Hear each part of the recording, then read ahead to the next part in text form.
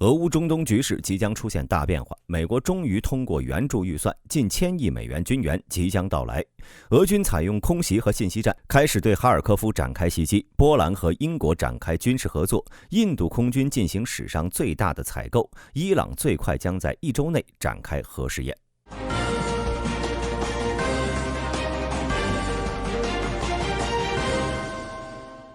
4月20号，众议院通过了对乌克兰和以色列的军事援助法案。该法案的耗时之长令人惊叹，距离美国总统拜登最初提交大规模外援请求已经过去有6个月了。该计划的总价值达到了950亿美元，包括了610亿美元的乌克兰安全援助。该计划以311票对112票通过。在公布结果时呢，一些民主党议员一边欢呼，一边挥舞着乌克兰国旗，高呼荣耀属于乌克兰。但同时，一些共和党议员对此表示了反感，并指责这违反了众议院礼仪。除了对乌克兰的援助外，该计划还包括了260亿美元的以色列军事援助，以及为美国其他印太盟友提供80亿美元的武器资金，以及其他经济和人道主义援助资金，其中包括了制裁伊朗。众议院军事委员会主席阿拉巴马州共和党人麦克罗杰斯在投票前表示，伊朗和俄罗斯的合作正在加深，这将直接威胁到美国及其盟友的国家安全。而白宫发言人在当天表示，拜登最终将签署众议院一揽子计划，并指出这笔资金将确保乌克兰人民捍卫主权，免受俄罗斯侵略，同时继续加强和现代化美国的武器装备，强化美国的本土国防工业体系。该计划还包括了33亿美元的潜艇工业基础资金，因为哥伦比亚级和弗吉尼亚级项目的进度仍然落后于计划。此外，该计划还为美国中央司令部提供了24亿美元，以支持其在中东的行动，并为美国印太司令部提供额外的5.42亿美元经费。而在具体装备上，这次计划明确指出了要在乌克兰部署 MGM-140 陆军战术导弹系统。前一段时间，乌克兰使用这套系统打击了位于克里米亚的俄军基地，炸毁了包括 S-400 在内的5套俄罗斯先进防空系统。当时参议院还并未通过这项法案。陆军战术导弹系统是一种射程超过160公里的地对地弹道导弹，最高速度可达3马赫以上，可由美军的 M270 和海马斯火箭系统发射。而至于具体的援助清单，目前尚没有出台。大兵认为，美国在此时选择通过1000亿援助法案，可谓是非常及时。事实上，乌克兰的状况已经非常危险了。正如 CIA 局长伯恩斯在18号所说，如果国会通过针对基辅的援助计划，乌克兰才能坚守阵地。但如果一项援助也没有通过，情况会变得非常可怕。到2024年底，乌克兰人可能会在战场上失败，或者至少让普京获得谈判桌上的绝对主动权。从2022年俄乌战争以来，乌克兰已经累计获得了1130亿美元的经济和安全援助。而在该法案颁布后，欧洲各国很可能会跟随着美国的节奏，开启对乌克兰的第2轮大规模军援。这将在一定程度上扭转乌克兰如今在战场上的颓势。在美国通过援助法案后，俄军的动向也更加频繁了。根据哈尔科夫州州长奥列赫·西内胡伯夫和哈尔科夫州检察官办公室的报告，俄罗斯军队在4月22号下午用 Kh-55 巡航导弹袭击了哈尔科夫市的一座电视塔，扰乱了该地区的电视信号。俄罗斯媒体声称，乌克兰军队在塔上安装了防空通信和协调设备，但并未说明具体的情况。这可能是为俄军寻找袭击民用设施的合理性。同时，截断电视信号，阻止当地居民收看乌克兰官方消息，也是俄军对哈尔科夫信息战的一部分。乌克兰打击虚假信息中心早在2024年2月就警告说，俄罗斯电视频道正在散布乌克兰官员逃离哈尔科夫市的说法。在4月初，又有俄罗斯消息人士声称，哈尔科夫居民有大规模外流现象。乌克兰战略通讯和信息安全中心公开宣布，俄军正在乌克兰散布恐慌，以动摇城市的稳定性。俄罗斯国家电视台宣传员弗拉基米尔·索洛维约夫在3月28号声称，俄罗斯军队应该摧毁哈尔科夫市，并建议向乌克兰平民提供48小时离开该市的时间。大兵认为，俄军对哈尔科夫的攻击已经必不可免。作为哈尔科夫州的首府，乌军绝不可能放弃这座城市。因此，我们可以预见，在夏季攻势中，哈尔科夫的战斗程度可能会超过巴赫穆特和阿夫迪夫卡。4月19号，北约秘书长斯托尔滕贝格宣布，北约盟国将向乌克兰提供更多防空系统。斯托尔滕贝格在会后举行的新闻发布会上说，北约已经筹划了盟国可向乌克兰提供的现有能力。斯托尔滕贝格拒绝透露更多关于现有能力的细节，因为这是机密信息。不过他证实，这次北约将提供给乌克兰包括爱国者在内的额外的防空力量。乌克兰总统泽连斯基在之后发表了视频，表示了对此的感谢，但同时他要求北约提供更多的炮弹和战机。根据路透社的说法，在一次非公开的会面中，泽连斯基对北约官员声称，乌克兰至少需要7套爱国者或者其他高端防空系统来应对俄罗斯的空袭，并劝说北约增加对基辅的军事援助。俄罗斯最近几周加大了对乌克兰能源基础设施和城市的远程轰炸。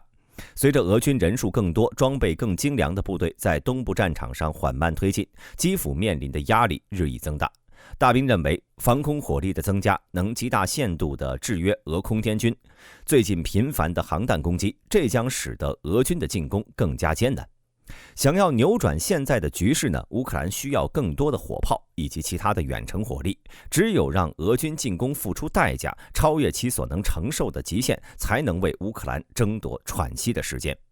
就在美国宣布通过1000亿援助计划后，英国也紧随其后推出了其6个亿的军援计划。这份计划是英国首相里希·苏纳克在4月22号访问波兰时宣布的。相比于美国，英国的这份援助计划更加详细，包括了60艘军舰，包括近海突击艇、2栖登陆舰和潜水艇，超过1600枚攻击和防空导弹，以及额外的风暴阴影导弹。400多辆装甲车，包括160辆赫斯基战术支援车、162辆装甲车和78辆全地形车。对此，英国首相苏纳克表示，保卫乌克兰免受俄罗斯的残酷野心侵害，对我们和整个欧洲的安全都至关重要。如果允许普京在这场侵略战争中取得成功，他不会让战争在乌波边境停止。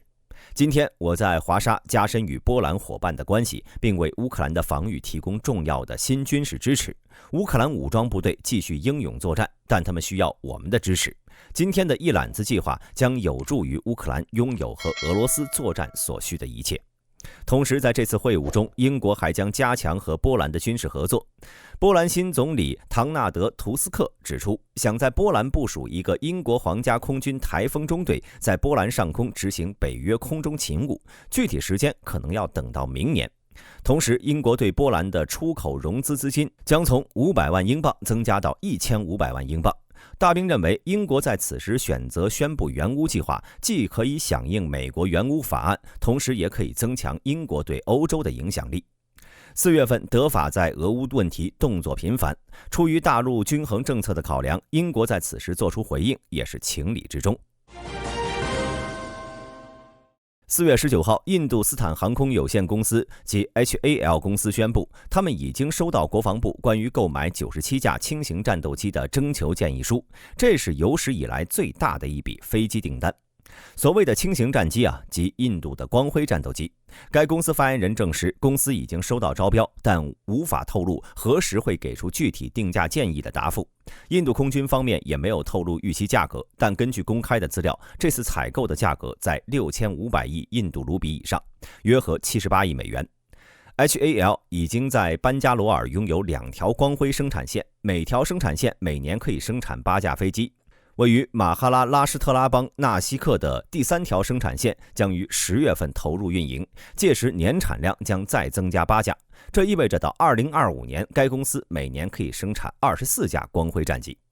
光辉战机是一种单引擎的第4代三角翼多用途战斗机，由航空发展局设计，在2001年首飞，并于2015年在印度空军服役。目前该战机的体型是同类战机中最小的，其最高时速可以达到 2.2 马赫，可以发射多种先进武器，包括美国的 GDAM、俄罗斯的 R-73 以色列的蟒蛇舞。大兵认为，在世界局势恶化的今天，印度大规模采购战机可能是借鉴了俄乌战场的经验。相比于昂贵且不知何时才能服役的6代光辉2战机，增加4代机数量能够更快速地强化其空军力量。但考虑到 HCL 公司相对落后的产量，也许最终合同落成时不会有97架之多。毕竟想要完成这个订单，起码要5年左右。等到那个时候，4代机还有没有用武之地就不好说了。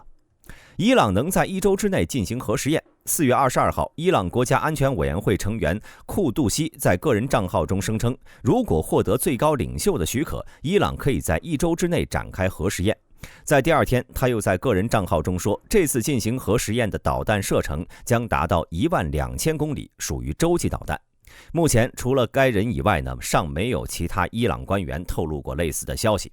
大兵认为，所谓的核威慑正是伊朗政府示弱的信号，因为众所周知，伊朗既没有核武器，也没有洲际导弹，甚至就连中程导弹也仅在传说之中。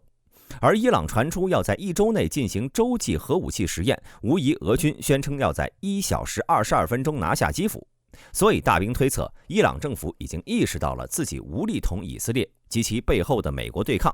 开始采取一切办法试图威胁以色列，以缓和局势。根据法新社4月22号报道，2023年全球军费开支出现了10多年来最大增幅，达到创纪录的2.4万亿美元。原因就在于俄乌战争和中东乱局。斯德哥尔摩国际和平研究所的报告称，2023年全球军费开支增长了 6.8%， 这是从2009年以来最大增幅。美、俄、印和沙特阿拉伯的军费位居榜首，美国军费开支增长 2.3%， 达到了9160亿美元。SIPRI 估计，俄罗斯2023年的开支增长 24%， 达到了1090亿美元。自从2014年吞并克里米亚以来，俄罗斯的军费开支增加了 57%。相比之下呢，乌克兰的军费开支增长了 51%， 达到了648亿美元，但该国也获得了350亿美元军事援助，其中大部分来自美国。这意味着乌克兰本身的军费加上各种援助，其2023年军费呢，相当于俄罗斯的 90% 了。然而，由于俄乌之间的体量差距过大，虽然两国的军费支出接近，但乌克兰的军费开支占其国内生产总值的 37%， 而经济规模更大的俄罗斯军费开支仅占 GDP 的 5.9%。在欧洲，波兰军费开支增幅最大，增长 75%， 达到316亿美元。北约31个国家的军费开支占全球总额的 55%。在北约内部，美国占防务开支总额的 68%， 所有欧洲伙伴占 28%， 剩下的 4% 由加拿大和土耳其承担。而在中东，以色列的军费增长 24%， 达到275亿美元。这主要是由于以色列和伊朗及其他抵抗之狐成员正在进行的军事冲突。然而，即便是这样，以色列在中东的军费排行仅为第2。中东最大军费支出国沙特阿拉伯也增长了 4.3%， 达到约758亿美元。德国山地步兵旅成为德国最后一个使用4条腿载具的部队。2024年4月18号，北约记者采访了德国山地步兵旅。该部队成立于第1次世界大战期间，初期呢招募了民间登山家作为第一批作战队员。当时骡子、驴和马被用作士兵和装备的主要交通工具。然而100多年过去之后呢，该部队仍然在使用这些动物作为主要的交通工具。该部队的马蒂亚斯·哈维尔军士长解释，我们的任务是在极端环境条件下，比如山区和寒冷天气，履行步兵的作战角色，但卡车和直升机在某些地方无法支持我们移动，所以这些军用驮处仍然具有无法替代的作用。寒冷、极端的天气和恶劣的地形并不是该旅面临的唯一挑战。由于马蒂亚斯中士有4条腿的团队成员，所以他们平时必须付出更多的精力，包括保持他们的身体健康，拥有足够的爱心和专业的动物护理知识。该旅的骡子是经过精心挑选的。根据马蒂亚斯解释，军用骡子的理想高度呢是肩高 1.5 米，这样呢他们就可以承受足够的重量，同时性格还需要比较温顺。该旅的成员每周会和团队成员进行2到4次野外训练，以锻炼人和动物在恶劣环境的机动能力，以及避免骡子在战斗中产生应激。本期视频到此结束，欢迎您在评论区留言讨论。我是大兵，我们下期再见。